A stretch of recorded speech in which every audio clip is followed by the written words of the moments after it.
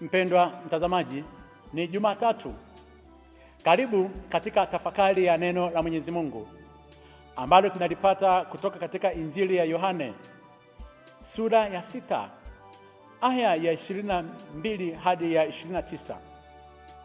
Ni mwendelezo wa tukio la Bwana wetu Yesu Kristo ambaye aliwalisha watu 5,000 wanaume mikate 5 na samaki wale wawili kutoka kwa yule kijana ambaye alikuwepo siku hiyo Yesu alipowaonea watu huruma, kwa sababu walikuwa ni kondoo wasiokuwa na mchungaji. Na baadaye walipoona wameshiba ile mikate, wakataka kumfanya Yesu kuweza kuwa mfalme. Wakati wake ulikuwa bado haujatimia. Akaamua kujitenga nao, akaenda mlimani, akaenda kusali kule. Wale watu waliokuwa wamekula ile mikate wameshiba, wakabaki pale pale. Wakamwona Yesu ameenda mlimani, wakajua atarudi tu hapa. Ingawa waliwaona mitume hawa wakiwa wamepanda ndani ya boti yao, wanaelekea upande mwingine ambao ulikuwa umepewa jina la Kapernaum, lakini Yesu hakuwepo. Wakajua Yesu atakuwepo hubu. Na baadaye mbele yake kidogo, hii Injili ya Yohane sura hii ya 6 inazungumza mitume hawa walipokuwa njiani, chombo chao kilipata shida, na Yesu baadaye akaja akiwa anatembea juu ya maji, na baadaye walipotaka kuanza kumpokea, chombo kikafika ng'ambo ya Kapernaum kule. Kwa hiyo aliondoka katika lile eneo alipokuwa amewalisha ile mikate. Wanafikiri kwamba yuko mlimani anasali, kumbe yeye ameshapita. Siku iliyofuata, siku ya pili, wale makutano wakawa wamesimama ng'ambo, hawamuoni Yesu. Yesu yuko wapi?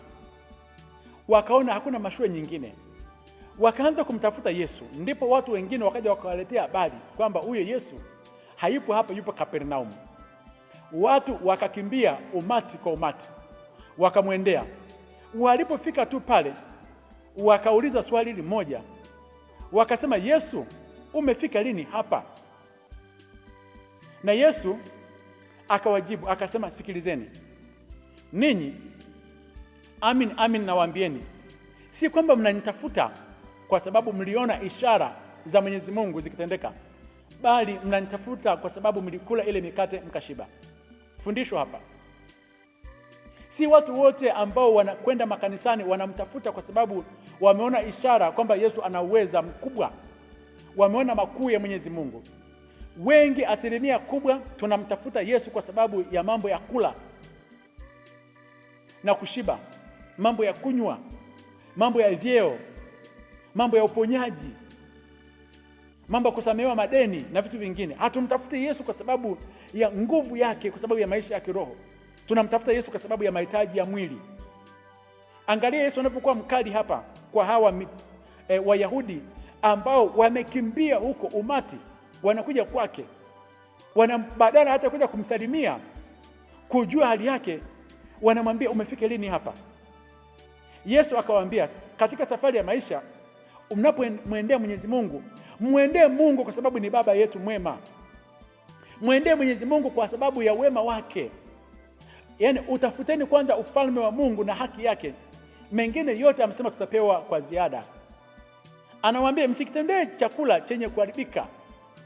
Yaani, mahitaji ya mwili yanaharibika.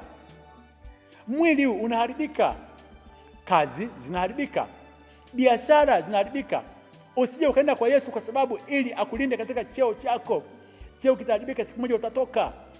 Usije ukaenda kwa Yesu kwa sababu akuponye magonjwa yako yote. Huu mwili unaharibika. Hakuna yote ambaye anaishi milele, ila kuna sehemu moja tu ambayo haiharibiki, yani maisha yangu ya kiroho, utu wangu wa ndani.